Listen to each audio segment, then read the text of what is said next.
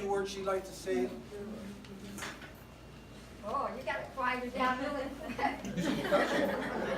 Okay, Brady and I are going to wing this because we couldn't get a minister we wanted here today. So bear with us.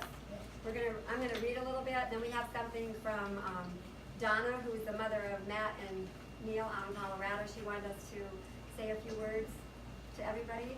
So we're going to try this out. I'm going to read. I know Brady can wing it, but our sister Allison, who's in Texas, Brady and I would like to thank everyone for coming to help us celebrate the life of our brother Calvin. As a child, we remember our brother as being the boy who was not afraid of anything. He was always at the top of the back tree in the backyard, at the top, swaying back and forth, sneaking out of the house, always getting into things. He was never afraid. He learned a lot from our father, especially how to mow a lawn to perfection. And he had to mow it over and over until it was right, and that's why he mowed here for so many years. So great, everything was perfect. Cal also learned to hunt alongside of our dad, and that is how he became to love the woods and nature.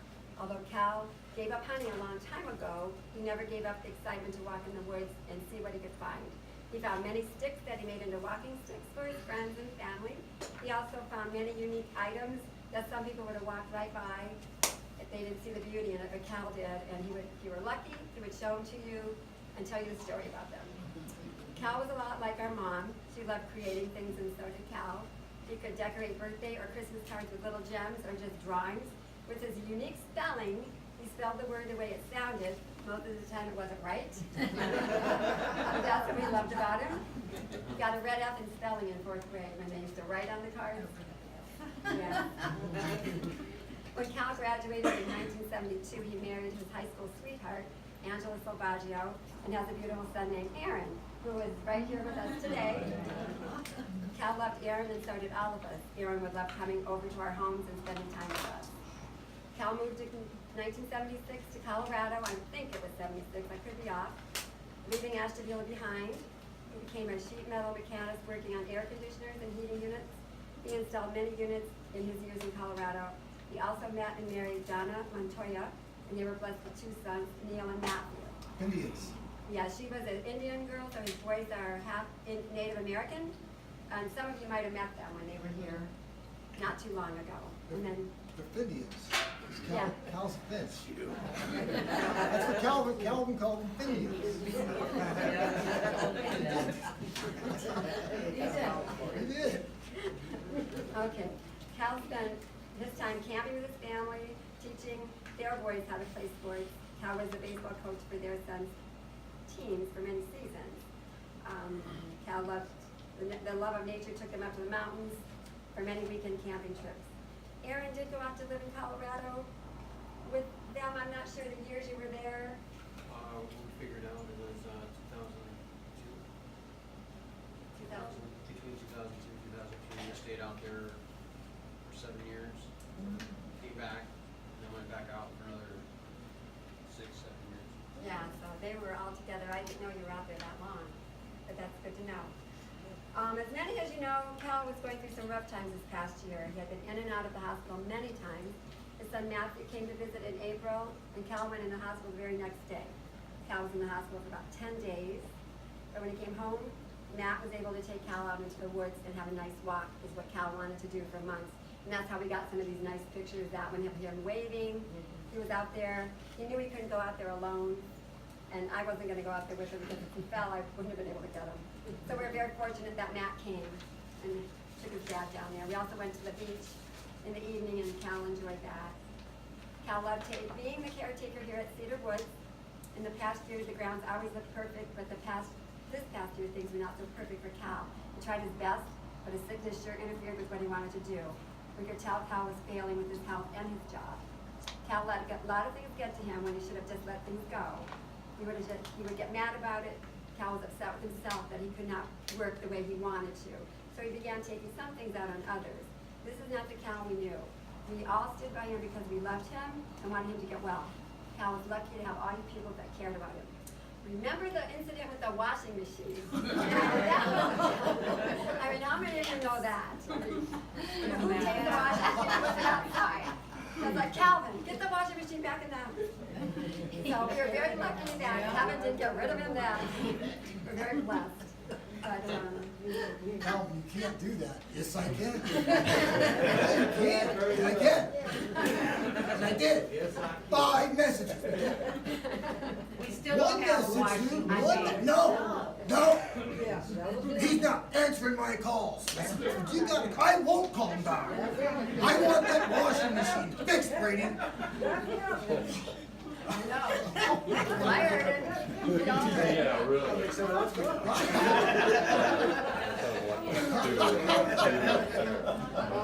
That was crazy. But that's exactly how it was. I would have taken that washing machine, I'm gonna haul it right outside. No, you're not. You will not. No, you won't. I will.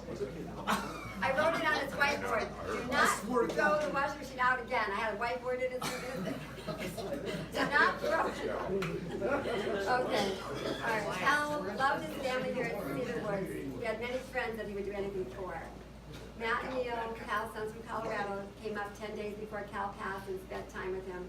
Although Cal was in Saybrook Landing at the time, he was still able to communicate a little bit and shared some laughs, smiles, and tears. They have some great memories of their dad. Aaron was also blessed by seeing his dad before he passed. Cal was not able to speak with Aaron, but he was able to hear. So Aaron had a great talk with his dad, and I know how happy his dad was when Aaron was talking with him and just being with him. We all know Cal is in heaven with all of his family and friends and has gone to a better place. He's not suffering anymore. He's walking in heaven without any pain. On earth, Cal had not walked for 50 days.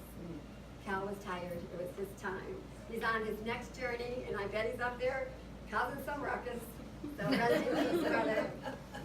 So that's what I had to say.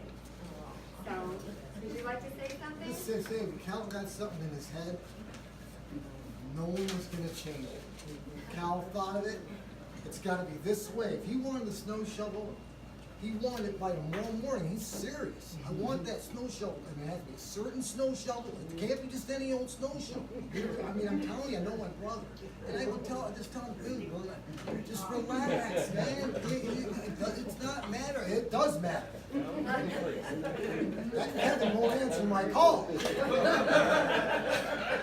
busy. Oh, I see he's busy. He's busy.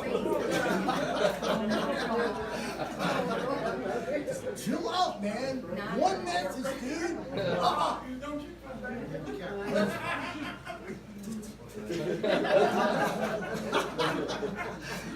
I love my brother. I love Cal. I love my brother, and I always will. He definitely set in his own way what he was saying. An old-fashioned way. Yes, that's it. Okay, now just a couple more. Donna, his ex-wife in Colorado, has helped me through this very much. All decisions, I would call her and the boys, you know, any decision about Cal, it was like we all worked together on everything, so it wasn't just one person. So this is what she says. She says, "We all thank you for joining in the celebration of life for Calvin. It is with sadness we can't join everyone today, but we live in Colorado, Denver, and Golden.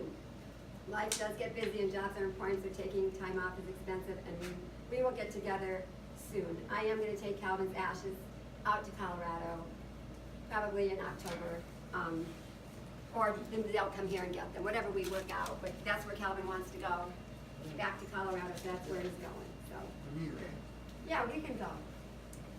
First of all, Cal was my great friend, my best friend and loving father. I met Cal in 1980 when I was 21. In fact, it was my 21st birthday. His friends and I had just met, and they invited me to go visit him since he was close to where we were playing pool. Pool was also a great love of Cal's, and he was quite good at it. Cal brought in a piece of steel. Didn't look like anything, just a few soldered together bars. He told me he was going to build himself a motorcycle. I didn't see it out of the bars he held up. I dated him a few months, and then I had to go back due to my father's death. I had to move and help my mom manage the restaurant and bar. When I returned 3 months later back to Denver, he had the most amazing and beautiful motorcycle I'd ever seen. A long chopper, covered everywhere in chrome, black and chrome. The bike was described by a policeman as a Harley. No, it wasn't. It was a 750 Honda custom built by Cal. There are pictures on the board of his chopper that he did build, if anybody saw them. Needless to say, many years we spent going on rides with friends. Sturgis is one of our many excursions. Never had we had to be towed like our friends. Cal drove the bike out there. Cal sold the bike when we found we were going to have a baby. I know that was a hard choice, but he did it. It brought in a lot of cash for us to get ready for our family. Cal was a perfectionist at everything he did. He knew something about anything to do with home repair and saved us much money by not having to pay for the repairs. He was good with wood building, made his first trade employment with sheet metal. He worked as a sheet metal mechanic for 25 years. He filled the rest of his time being a good father to our two sons. They are Neil, 31, and Matthew, 26. Lots of ball games, taekwondo, and just everything in between. He loved to garden, and so did I, so I canned for months. We loved camping, and who wouldn't in the beautiful Rocky Mountains here in Colorado? He had so many friends that always stayed as part of our family. Lots of barbecues. Another professional thing he was good at. Many times cooking for 30 to 40 people at our 4th of July parties. Don't ever go near his grill. That was the first lesson many learned right away. It was perfection. He also spoiled all the little people. He loved animals, dogs, cats, and birds, mostly. We bred Doberman Pinschers as well, and 90% of those were sold to law enforcement. Yep, the cops were at our house a lot. There were so many things he loved, the list is too long to point them out. We went to a lot of air shows as well. So much fun touring the inside of B-52s. Amazing fun. Yes, fun was lurking around the weekend. He will be missed, and I hope he's having more fun than ever now, flying among all his loved ones. Well, I'm sure I've gone on and on, but I had to share a piece of my life with him. He is now with the Lord and is loving it that too. I will miss my friend, father of my children. I just never hear that. I just never going to get through stories of how much he loved them and how much positive he was in the time they spent here. He adored his boys, and they adored him. Time is too short sometimes. I try to never forget anything because there are no mistakes in life, only lessons to be learned. God bless you all, and thank you for listening. God. Thank you. Okay, I did pretty good. And then Donna has a prayer she would like to read for us. This is from Norma. Norma, these are good friends of all of these nice people. May I Go Now is the title. I've lived my life and done my best, an example tried to be. So can I take that step beyond and set my spirit free? I didn't want to go at first, I fought with all my might. But something seems to draw me now to a warm and loving light. I want to go now, I really do.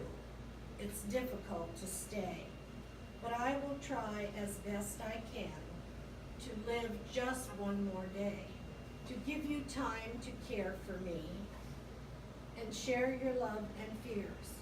I know you're sad and are afraid because I see your tears. I'll not be far, I promise you that, and hope you'll always know that my spirit will be close to you wherever you may go. Thank you so for loving me. You know that I love you too. That's why it's to say goodbye and end this life with you.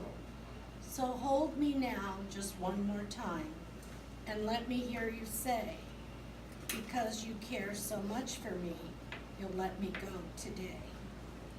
Beautiful, thank you. Okay, anybody want to have a story? Anybody have something light, uplifting here? Yeah. I'm sure you guys ever, but I'm sure had some crazy times with him.